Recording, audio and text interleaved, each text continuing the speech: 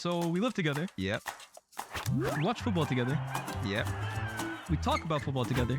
Yep. Why don't we just start a podcast? Sounds like a plan to me. Ladies and gentlemen, welcome back to the Eye Test. It's myself, Lyes, and my guy, CultureCams, back at you with another episode. And football is back. Club football, that is. And of course, Man United is back. Man United, the gift that keeps on giving. Manchester Derby happened 3-0. And I always say United is the team that are always at their best when they're not actually playing. International break obviously happened last week, and you almost forget how inconsistent and how frustrating they are. Absence makes the heart grow fonder, and I think we went into the Manchester Derby thinking something could happen, right? It's a derby, form goes out the window, United have had success in this game, and yet we go out of it feeling dejected. At least I am. How do you feel? You know what? As you said, like when it was international break, you know, you have that break away from football. And sometimes, you know, football can actually affect you mentally. Honestly, I saw some fans in the stadium. They looked depressed. And I'm like, that could really affect their whole week. It's crazy. I think it's underspoken about what football can do to people's mind. Because honestly, me, I was on a beach, you know, in international break. Now I'm like, man, so it's crazy. No, I completely agree with you, man. I think mental health in football is definitely something massively underspoken, both in terms of the players, but in terms of the fans. And that's why I think today's sponsor for the video is so important, because today, ladies and gentlemen, the video is brought to you in paid sponsorship with BetterHelp. So as Cam basically summed up, as football fans, we live through all the emotions, right? The highs and the lows a lot of the time, especially if you're a United fan. But I feel, especially for men, we sometimes keep our emotions pent up. We don't deal with it in the healthiest ways.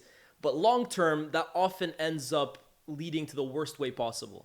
That's where BetterHelp comes in. With over 7,000 reviews and a Trustpilot score of 4.3, BetterHelp is a platform you can trust. They have some of the best therapists ready to listen, ask questions, and help you with anything that might be going on in your life. And you can switch therapists at no extra cost. Click the link in the description below. Get yourself 10% off your first month and start putting your mental health before anything. Back to the video. Okay, let's talk about it, Man United. Because I think now we're getting to a point where it's not enough to just speak about the woes and what needs to get better. I think we've reached a point now, a crossroads, where a decision has to be made. And I'm honestly at a point now, Cam, where I don't want to be disrespectful to anybody, but people still looking at Ruben Amorim and still making excuses for him and still saying, like, you got to give him more time and it's going to come right. I'm starting to almost look down at those people. I know it sounds terrible. We're all football fans. I'm not mighty or superior to anybody. But I think it gets to a point, right, where people who are still blindly supporting what's going on at this football club, it's starting to become delusion at this point now. Like, I'm really, like, struggling to buy into what you guys are selling. I'm calling them blind witnesses at this point. And again, it's not to look down at anybody, but seriously, it gets to a point where people telling me that Amorim still needs time and still needs to be given until January, and it's still you just need to see it. It's almost insulting now at a point, because you look at the results on paper, you look at the form, you look at the year's worth of evidence. How on earth can you get to a point now, 1 year in with the guy, where the writing's not on the wall? The thing, my biggest thing, obviously, like one thing that's annoying is that when you're talking about the football team, you then end up having to talk about the football fans and stuff like that, because everybody starts, you know, obviously picks a side on where they see the game or where they see the team, etc. But my thing is, I'm not getting a justification for why there's people that still think that it can turn around under Ruben Amorim. That's my thing that annoys me the most, because if it was like, this is why it could be, this is why we should stay in charge of him, look at this pattern, look at this is why we need patience, then I wouldn't, you know, be angry at that person. But it's the fact that people just say buzzwords. Oh, well, he needs time. Oh, well, he needs to. What do you mean? Like, Fergie got time, or they bring up the last 10 results that Arteta did in 2020, and it's like, when we're at that cycle, that's what annoys me, because what do you mean he just needs time? Time could mean he relegates us. I'm like, seriously, time could mean he relegates. Why does someone need time? And when people say need time, I always say, you know, short-term results gives you long-term results. You know what I mean? Short-term gives you long-term, right? Like, you got to get a bunch of short-term results to be able to get this long-term vision. You have to earn time. You have to earn the time. So when I'm looking at it and I'm seeing that Man United, like, won 2 games in November, 1 game in, like, we haven't won more than 3 games in a month under Ruben Amorim. Won We haven't 2 even games won in a row. back-to-back wins. So when I'm seeing people say, it's like he spreaded out his wins per month, which gives each fan a little bit of copium per month, because we're only getting 1 win per month. So when I'm looking at it, I'm seeing this type of stuff. I'm like, what is it that he needs? Why does he deserve time? You can't say he needs. Why does he deserve time? And nobody has given me a good answer as of yet. And that's why I'm onto the fans. I think when a manager himself is literally telling you, I will not change. Yeah. If you want change, you change the man. Cam, this is like what a guy says when he wants to get sacked, I feel. I remember when Jose Mourinho, towards the end of his Man United stint, I felt it was very, very similar in terms of the words he was saying. Well, if the board wants something new, then they have to go find. Like he was using words as like, oh, he doesn't want to be here. He's actually almost begging Ed Woodward to get it over with. That's almost the vibe I'm getting with Amorim right now, bro. What he's saying in the media almost sounds like a man who knows his destiny is just around the corner, and it's like, well, whenever they're ready, I'll be out of here. And when a guy is literally telling you, I will not change my philosophy, I will not change the way I'm going about things, I don't know how, as a football fan, you can blindly just look at that and say, oh, okay, he still deserves time. Because if Amorim was going to give me any inclination that he was willing to change or he was willing to tweak things, then maybe it's like, okay, let's see what happens when he changes, right? Maybe he changes. I'm not even asking for formation. Maybe he puts another man in midfield. Maybe the way we build up, he changes it a little bit. If he was even willing and admitting to say, okay, I might do something different to get better results, then I'd be like, okay, let's see what happens then. Then if it doesn't work, okay, we revisit this. But when a man is literally telling you what you're seeing is what you're getting, game in, game out, and you will not get anything different from me unless you fire me, bro, I don't see how you can buy into that. It's actually now getting to a point where it's delusion to believe in the same process over and over, expecting different things. That's what Albert Einstein said. Insanity is doing the same thing over and over and over and expecting different results. That's the point I feel like we've gotten to. Yeah, I feel like it's just like it's an arrogance, though, isn't it? Like, it's an arrogance. It's massively arrogant. It's an arrogance, and I don't like it. Like, I don't like the way he's speaking, as you said. Like, everybody should be in some way adaptable. Now, that doesn't even mean, like, as soon as you come in, you have to adapt.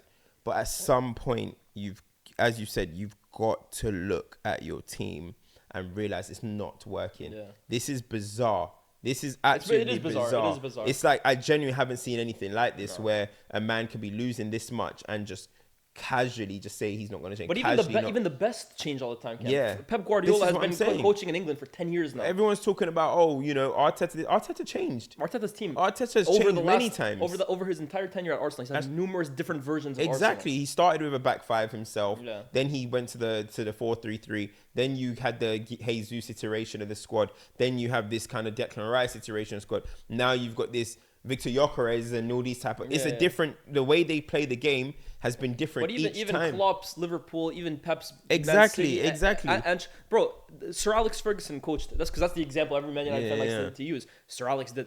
Sir Alex was in charge for 26 years. And no manager adapted across those 26 years more than he did. And these are the most successful managers ever. So they're adapting while they're winning. We have a manager who is losing at a historic rate and still refuses to change. And this is the problem for me with these modern day coaches, because a lot of times they feel like, oh, my philosophy, I was hired. He keeps saying I was hired for my philosophy, whatever. Bro, you were hired because you were getting results with it. They didn't hire you because you were losing. Yeah, otherwise, we would have got Russell Martin. Otherwise, we would have got all these other... They didn't hire you because of your philosophy. They hired you because your philosophy was winning in Portugal or whatever, right? It's not winning here. You've got to switch it up. You've got to change up. And speaking to people in the world of football, listening to ex-legends, listening to just the casual, ex-pros as well, everybody is confused. Everybody's like, what is Ruben Amorim doing? Like, it's just not normal what he is doing. So him coming out and giving it all this stick talk and bravado that he always does, telling us about Kobe and all this type of stuff that he does, mate, get results. Because at this point, you just look like an arrogant, like, I don't even want to abuse him, but you just look crazy. Do you get where I'm coming from? So I don't like how he's going about. And how many times am I going to hear if they want to change, as you mentioned, what Jose was doing, them words, leave then. No one's begging you to stay, bro. Benfica, I heard their contingents was there. Take him, bro. I mean, Do you know after what I the mean? Grimsby game, Take what him. did he say? He said, he said he was giving hints about him. Yeah. He might leave himself. Yeah. And someone said that to me, and I was like, I don't believe it. They're like, why? He literally said it. I was like, he talks a lot, man. Yeah. He talks a lot, and he doesn't really act like. Yeah. When someone says so many different things and then goes back on their word like a few days later, he's like, I hate my players one day. Yeah. With Amorim, it is a lot of talk, bro. It's a lot of It's talk. a lot of talk. Yappa. He's talked his way into having time at this football club. He likes to talk. He's got the worst record since the World War II when, mate, there was a tyrant that was alive. Do you get where I'm coming from at that point? Yeah. He's got I've seen that the worst win record since the Second World War. Since the Second World War. Insane. This is insane, Yeah, bro. insane. Like, but at this point now, I have to look beyond Amorim. I have to look at Sir Jim. I have to look at Barada. I have to look at Wilcox. What are you guys doing? Like, why haven't we pulled the plug there? And that's where I'm looking at now. Because listen, if somebody keeps showing you who they are, you're a fool for keep giving them chances, right? Yeah. If you're with a partner, if you're with a girl, and she consistently shows you that she's disloyal, are you going to keep giving her chances? If you keep giving her chances, who's the fool there? I think the best example is like I think I heard KG say it. Like if you're an owner of a restaurant and your chef keeps burning the meal, you fire the chef. Thank you. I didn't even see KG say that. Exactly. Yeah. So at this point now, I'm looking at Ineos. Sir Jim was at the ground. Barada was at the ground. Wilcox was at the ground. What are you guys seeing to make you believe that that there's an opportunity that it's going to improve? And what's annoying me is that I saw a report come out, which I think anything that you see that says Sir Jim, I think he feeds it. I think Sir Jim feeds his information. What makes you out. say that? Very in touch with British papers and stuff. He's the richest man in Britain. He's got relationships all over this country. I think it's very rare that Sir Jim things can leak without him knowing it's going to leak. Do you get where I'm coming from? Yeah. Very connected man. So when I saw Sir Jim Ratcliffe said, because don't forget, by the way, in the political campaign or whatever it was to get Manchester United, he had every newspaper on strings. Yeah. Everything that was leaking pro Sir Jim, where do you think it came from? You know what I mean? So I don't think now all of a sudden they're going to start feeding lies about him. I don't believe it. So when you go back to now with Sir Jim, you're in the ground. And I saw the report say that he thinks that we have a Champions League squad. Now, if he thinks that, whatever, fair enough. But he will wait until basically Europe, like until that's not in reach. I don't like to hear that. No, that sounds like remember with David Moyes' first season, it was like until he didn't get fired until it became mathematically impossible for them not to make this is a ridiculous. For me, I think they don't want to hire another interim. I don't think the Ineos want to have an interim as a manager at any stage. I think as well too, it comes down to optics for them because I think you look at the Ten Hag thing, right?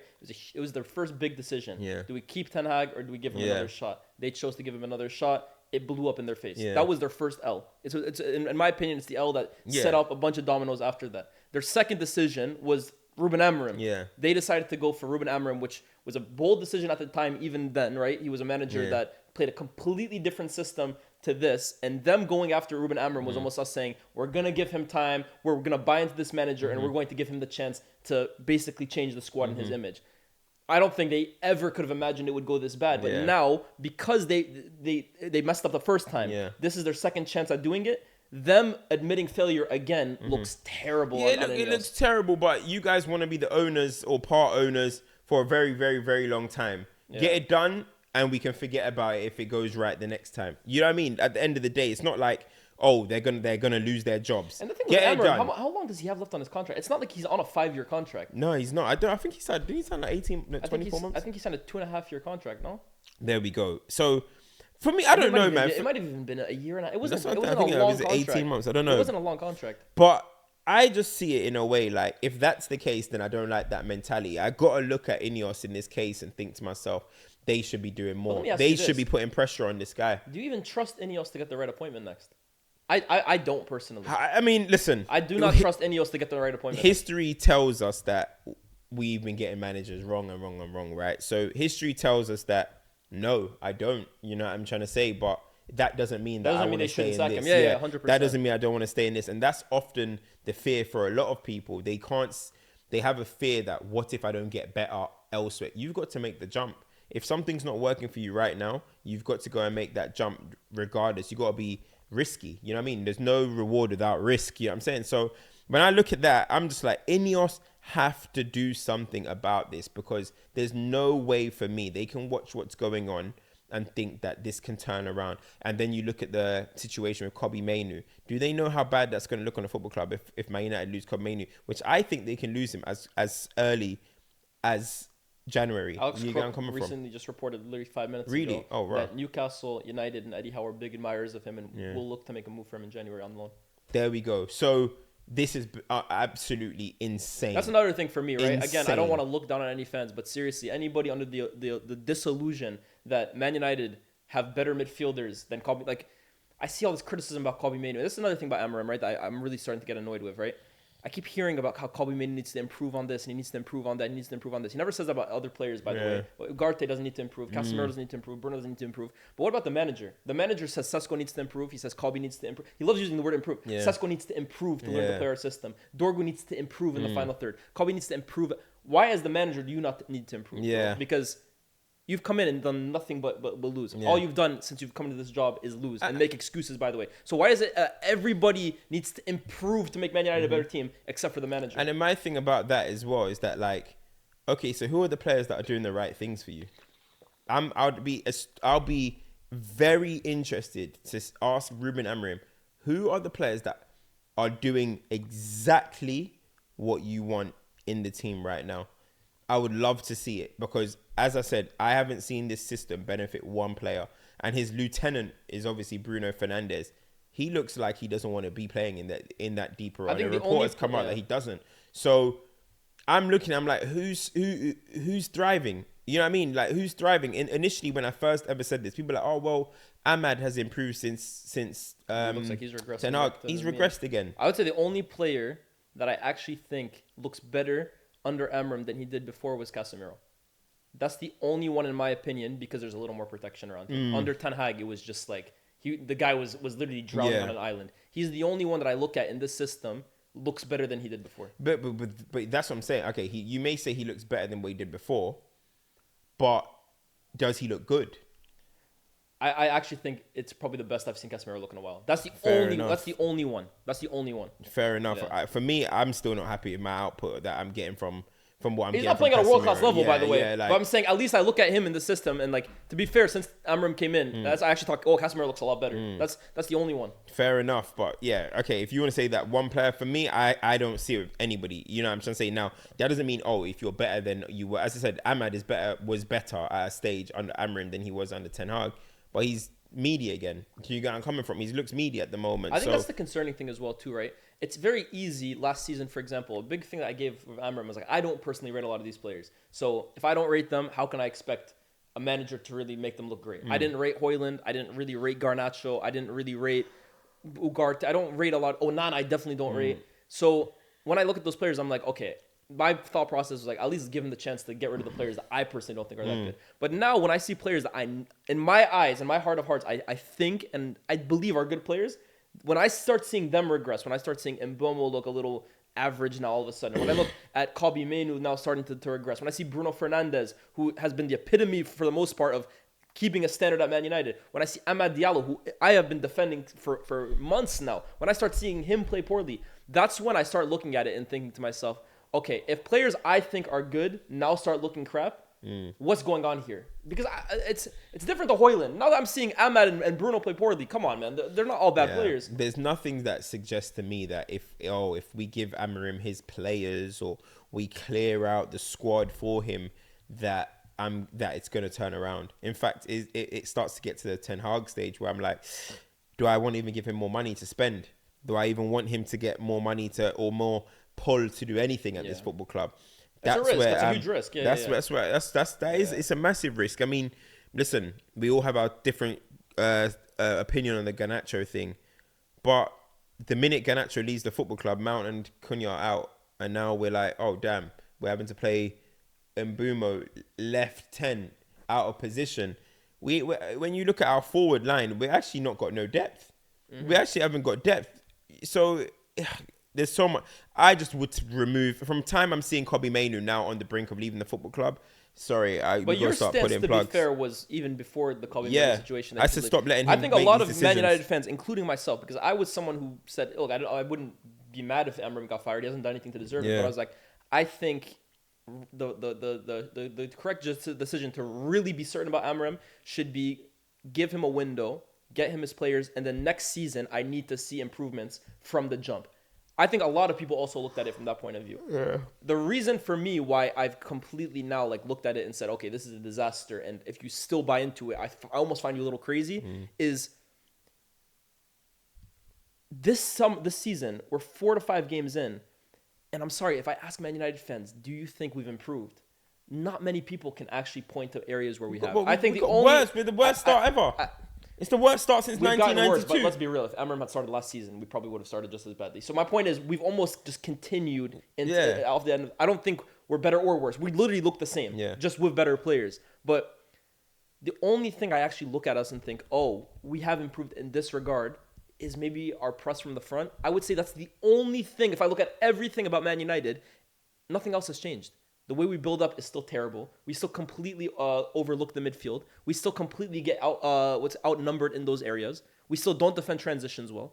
We're not a better team than we were after spending 250 million and getting rid of everyone Amorim wanted to. At that point, he's gotten everyone he wanted out. The bomb squad happened. He brought in players that we think are good players, and form hasn't improved, performance haven't improved, and results haven't improved. I'm sorry, that's all the proof you need that this isn't the right guy. At every point, when you look at football clubs, there's rarely a time a football club, said rare, explode, right, without there being some form of pattern that you maybe should have clocked before, right? You think about Aston Villa's resurgence. They were like top 3 in the calendar year before that next season in which they went off. Yeah. Same thing with Newcastle. You look at Arteta's end of the season before that one. They ended really strongly. Yeah. I think Glasner's Palace is another one. Glasner's Palace. You're looking at Everton's Moyes right now. Yeah, you look at so many of these teams. And then also the other way, when it's going down, you look at Wolves, for example. Slowly, they have just been drop. So it's like, the pattern is there that they can get relegated really soon. Can I give you a few more examples? Yeah, go on. So there was Liverpool 16-17 the end of Liverpool 17-18 into 18-19. Yeah.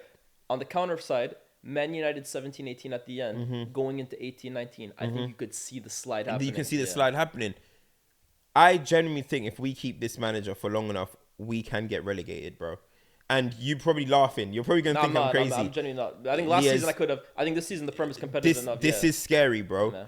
This is nearly 38 games of evidence. He's been in charge for 32 games? 1 point per game on average that we have under him. We have won 8 games under Ruben Amorim in the league. We can get relegated, Lyes, bro. And we just saw Spurs, finish 17th. When in my lifetime, in your lifetime, could you have said, you reckon you'll see Spurs finish 17th? Yeah. This is real, Lyes. We watched Leicester win the Prem. Nothing is impossible. Maybe because we'll probably pull the plug before it gets there. But then it's all about the mentality of the players. Lyes, this team, we could be in a relegation battle, bro. I'm being dead serious. I mean, if you look at the teams that got promoted, we're the worst team in the league over this period because the other ones went down. Lyes, we're the worst team that are in the Premier League across this time. I mean, if you look at the games Amorim has won, bro, 60-70% of them have come against teams that are no longer in the division. 4 of them, 4 of our wins are they don't even play in the Prem. Yeah, Ipswich twice, Leicester, and whoever. Yeah, this is the disgrace, bro. We can go down, bro. We can be and then relegate. And it's always funny because, you're thinking, nah. Bro, it's a possibility, bro. It's a possibility that we could be hanging around the relegation places, bro. Are we going to beat Chelsea? I don't think so. Are we going to beat Brentford? I don't think so. I think that's Are we going to beat Sunderland? I don't know. You ask United fans, like, what games are you confident of winning? Because we drop points to Fulham, and it's like, oh, well, Fulham, they beat Liverpool last year. We drop points to Arsenal. Well, it's just Arsenal. We drop points to City. Well, it's just City. I feel like now standards have gotten so low at Man United, bro, that any loss that we suffer is almost seen as, like, excusable in the eyes of fans. Any loss can be now just chalked up to, oh, well, this team has beaten, and anyone can beat anyone in the Prem now. It doesn't hurt Man United fans anymore to lose games, bro. It doesn't. I think that's the concerning bit. Nothing that only Grimsby was enough for people to be like, oh my God, this is a disaster. Yeah. Bro, beating Burnley, if we had dropped points to Burnley, it would have been like, oh, well, we played well in the first 45 minutes, and then we collapse defensively. I can see where it doesn't hurt anymore, bro. And I think that's the concerning bit now. It's gotten so bad under Amorim that 15th position wasn't enough to scar Man United fans. But Lyes, though, like, what is it about Manchester United? And it's an issue with this football club in general, right? Forget Amorim for a second. What is it with Man United that we try and prove that we're higher and mightier than any other football club? I seen you say this the other day. Do you know what I mean? Yeah, I seen you say this the don't other you day. think that's the case? Like, I feel like we always try and prove that we're higher and mightier. We're that club that, regardless, and listen, I don't want to start telling fans that you can't support. You know what I mean? That's crazy. That might sound weird, but like, we're singing his song at the end of the game after losing 3-0 in the derby, bro. I know lots of fans left, but we're singing his song at the end of the game.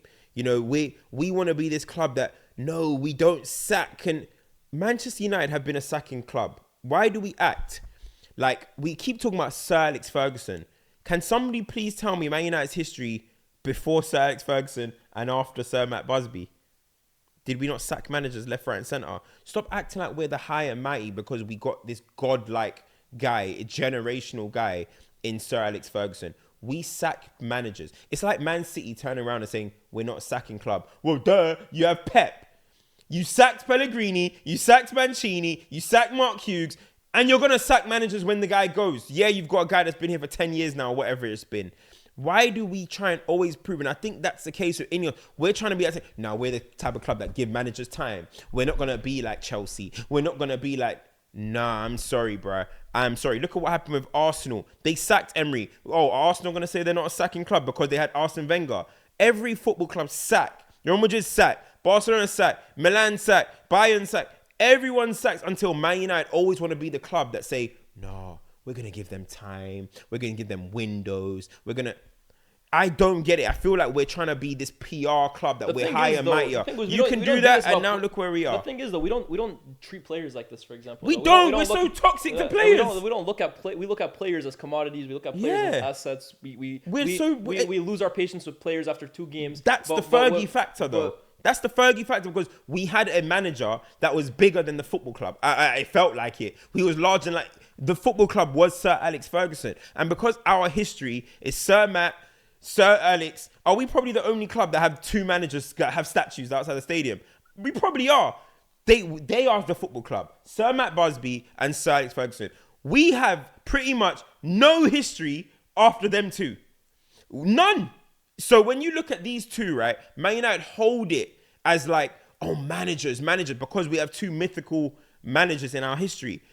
Bro, at some point, not everybody is going to be them. Yeah. Do you get where I'm coming from? And exactly what you're saying, how we treat players, how we boo players, how we abuse them on social media, how we do this. But all of a sudden, a manager's above all of that. Why? We have such a discipline fetish at this fan base as well. We love seeing players get disciplined. Yeah, discipline. Yeah, get rid of this guy. Discipline. That's the only thing we get up for these days. Who's the next player that's going to get banished? Who's the next player that's going to get disciplined? Bro, we have such a backwards mentality. I feel like football's moved on and we're still in the past. I just think we're in the past. I think Man United and us as fans, and I'm not going to take myself away from it because I am definitely, bro, I gave Amorim time after 15th place. So I'm not the biggest, the best. This is how a fan should behave, right? But I think sometimes we really forget, bro, that football is just elite sport. It's elite sport. Like, we're looking at these guys. We're almost behaving off narrative and emotion and stories. That's what rather we are. than we're a gimmick, bro. We do gimmicky stuff. No, honestly, we do gimmicky stuff, bro.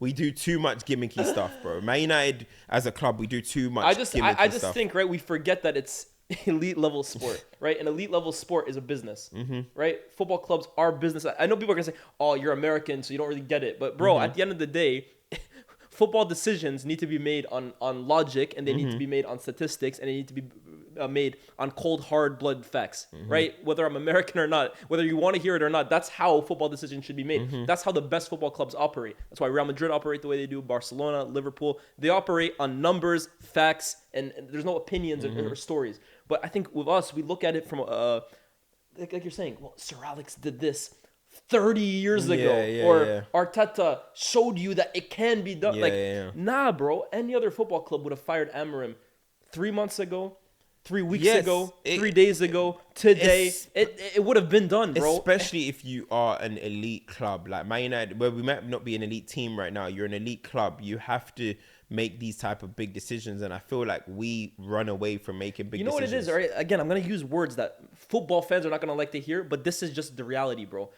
Man United need to behave like an elite organization, an elite, like, that's what they are, right? Yeah. The Lakers are an organization. Yeah. Like, Apple is an organization. This is how elite organizations operate, bro. And I'm sure Sir Jim, the guy's the richest man in Britain or whatever. I'm sure Sir Jim is sacking people. Bro, he is. You're saying, I'm sure. He has sacked everybody. Everybody at Man United has been liable to be fired over the last 12 months. Yeah. The kitchen staff, the janitors, the pool boys, the what's it called? The mental. What, didn't he fire the guy who was in charge of psychologist? The psychologist. Yeah. Everyone has gotten smoked at Man United, but the manager is where we draw the line. And even so, like, I'm sure within his business at Ineos, they do the hand soap, they do all that stuff. I'm sure CEOs have probably been dropped. I'm sure he's not Dan afraid Ashworth got smoked after 3 months. Exactly.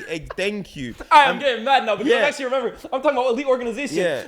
Everybody can get it except for the coach. Yeah, it's strange, man. I don't know. I feel like we're scared of making them type of big decisions as a football club, and I just don't know where it comes from, man. Like, I don't know where it comes from. Nobody would have accepted this. So, like, Liverpool have had historic managers in their time as well, right? Like, they've had Shankly, they had Paisley, they've had Klopp, obviously, and stuff, right?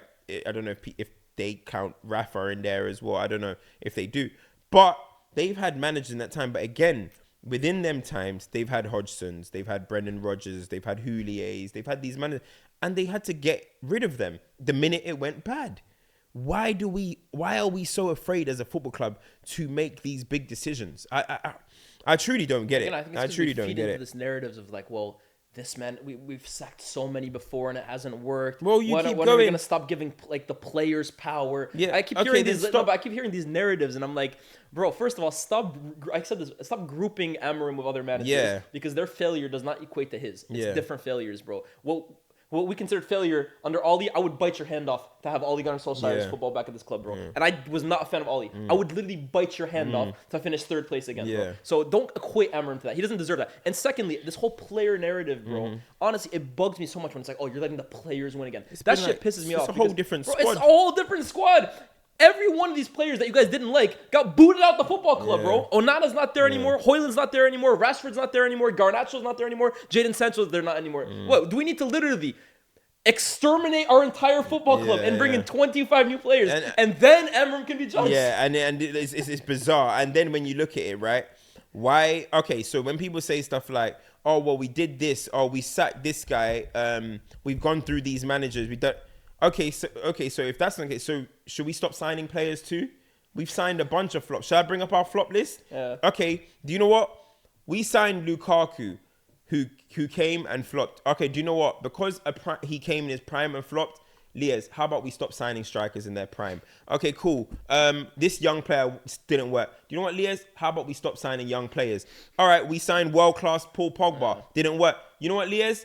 Let's not sign a world-class talent anymore because the other one didn't work. Is that how football works? No, we're going to keep trying to sign players in the same molds of the players that we did in the past, whether they're young, whether they're experienced, whether they're world-class, whether they came from a big club, whether they were scouted from a small team. We're going to keep doing it. Why is it different with managers? Why is it? Can I say something that's really funny, by the way? Mm-hmm. The percentage of Man United players that have left the club and gone on to do better things since leaving is overwhelming, infinitely higher than the managers that have left Man United and gone on to do good things. In fact, no manager has left Man United so far and done anything, bar maybe Louis van Gaal taking the Dutch to the quarterfinals. And even then, it's not like he won the World Cup. He did. No, the only one.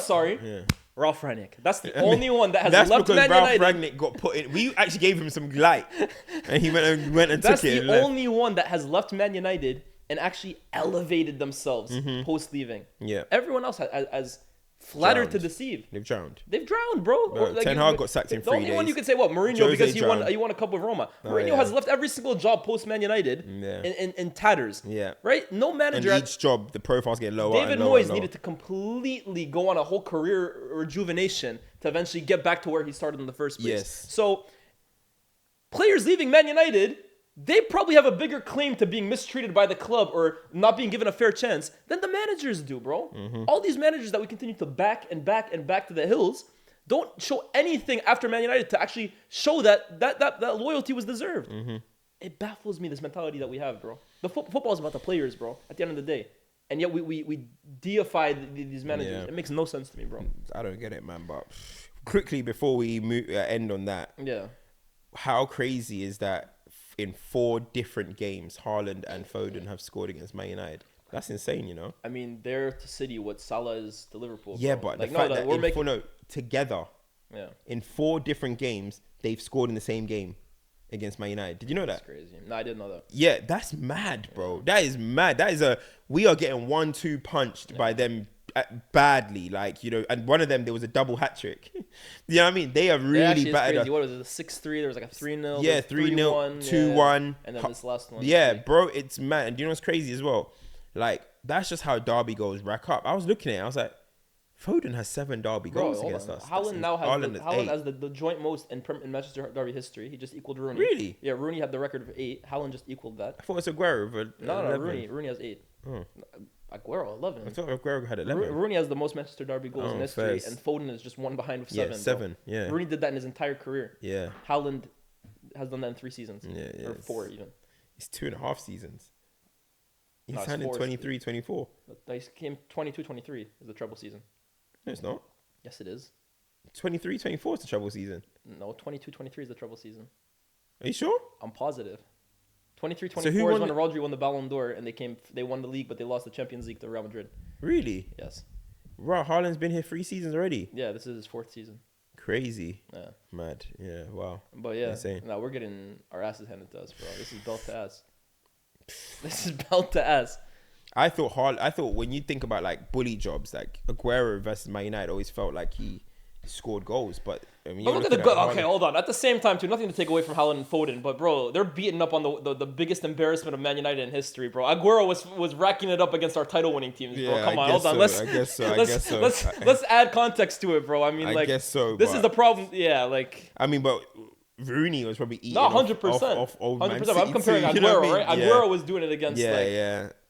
I mean, I don't know, man. Anyway, Haaland at the moment, bro. I mean, like, him and Mbappe, bro. It's like to get running it Yeah, back they're because running for a it little back second to- it was like, yo, it's Yeah, dry. You yeah, know, has your mouth shaking them up or something, right? Hey, Mbappe, your beef ain't Haaland, bruh. You're 0-6 for your mouth, bruh. Don't lose focus, bro. Hey, you got your lunch money Don't- fucking bruh. yanked by your mouth, bro. Don't lose. He's trying to go back to his old ops. Your new op is running riot, bro. Don't try and run off, bro. Your new op is still But about, they both man. look unbelievable. Nah, they're there. right now, They bro. started the season. Do you know On what is, yeah? fire. We know what Mbappe is. We know what Haaland is, right? But they look an extra yard sharper. That's again. I said don't know what Mbappe it for is. me. He looks sharper this He year. looks bro. sharp. Yeah, But yeah. you know, I don't know, bro. Last season, Mbappe, he had like a dead trim. He had his clothes looked too big for him. Bro, am I lying though? He was wearing that long sleeve. His clothes looked too big for him. I was No like, swag, no no drip, swag, no nothing. aura. Now I'm seeing he's got a little new trim, high little Yeah. fade. He's looking skinnier a Back to little bit. school's clothes. Yeah, his face is looking a bit slimmer. Yeah. I'm like, all right, the kit is wavier this year. I'm like, all right, cool. Do you know what I'm trying to say? But and in Haaland, he looks sharper again. Last season, he had injuries as well. He had a little To bit be of fair though, knocks. Cam, Haaland started last season unbelievable. He did, to and be then fair. that period with City happened. Yeah, and he where- got a knock as well. I think. Yeah, but let's not forget how Haaland started the season Yeah. last year. Oh my goodness. I'm hoping, well, as a football, just in the football terms, that the little glimpses that we're seeing of like Haaland running in behind, Man City continue to do that because that's when I think we get the best. Bro, of Haaland. no one And is going to also- give Haaland that space bar Man United, bro. Seriously. Every yeah, team that they'll plays against block Man in United, it. their game plan is how do we stop Haaland? These clowns, they give Yeah. Haaland an ocean of space to But run you know into. what? It's not only that. It's not like I think like teams are. I keep saying. I always say. People are probably bored of hearing me say it, but it's like I think now if Man City just relieve the ball a little bit more, because you know at the end of the game we had more possession. than Which I Man don't City, understand is how that weird. happened, bro. Because Yeah. after like 60 minutes, we had 40% possession. It's weird, innit? But let teams have the ball a little bit more and break with a long ball over or a direct few passes to Erling Haaland. Honestly, it's a cheat code. So if Man City continue doing that, and there was a City fan that was in my comment, and he was like, Donnarumma is going to make them play more transitional. And he gave the reasons why. I can't remember, but he was saying basically he's going to go longer more than what Edison was doing, or because he's not as good in them. I can't remember what he was saying, but it was pretty good analysis of it. I mean, they might go long because he's not comfortable going short, but Ederson was the ultimate long passer. Yeah, but Edison was kind of like, when I do it, it's going to be peak. Yeah, but he never really if City did it. wanted to be transition based, Ederson would have been a cheat code for that as well too, bro. Yeah. No one's better at He finding said those. someone else as well. It wasn't just he said two names, but Doku, I can't remember. could really thrive from that. All more of open that game. front three, including Foden, that front three of Foden, Doku and Haaland, they will all be better on the move. Tell you who will look as well too better with that space. Cherky, bro, finding those guys in transition with space to play in. Yeah, bro. When he comes back, if they're they got a hope. Obviously, they're in motion. Can't look too much into it because, as you said, I didn't think they were that great, bro. I'm not gonna lie. I don't think they. But I think they didn't have to. I think that's the thing as well too, though. They really didn't have to get out of the first gear. Listen, they will know that that's not their biggest test this season. You know what I mean? Whoever they got next, Arsenal at the weekend. There we go. Yeah. If they think that's happening, they got another thing coming. Where is it? Emirates. Emirates. Yeah, that's a big test. That's a big test. Yeah, it's gonna be interesting. Haaland v Gyökeres, yeah. Let's see how it ends out, innit? It's gonna be interesting. Gyökeres got 3 goals already, bro. Yeah. Getting his own, man. Yeah, and Haaland, how many goals has he got against City, Arsenal? He's got quite a few, innit? Haaland, I don't know off the top of my head, but yeah, he does have a few. Yeah. But guys, that's been the eye test for this week. As always, myself, Lyes, my guy CultureCams. Shout out to BR for powering this podcast. You can find all of our clips on X, YouTube Shorts, Instagram, and TikTok. Leave your thoughts in the comments section down below. Any Man United fans, any of you stragglers that are still holding on to Ruben Amorim, you're holding on to his coattails, honestly, because he's getting away, bro. But you're still holding on. Let us know down in the comments section below. What are we missing? What are we not seeing that you guys are? Convince me. Me and Cam want to be convinced right now. But give us good arguments down in the comment section below. And we'll see you guys next week. Peace.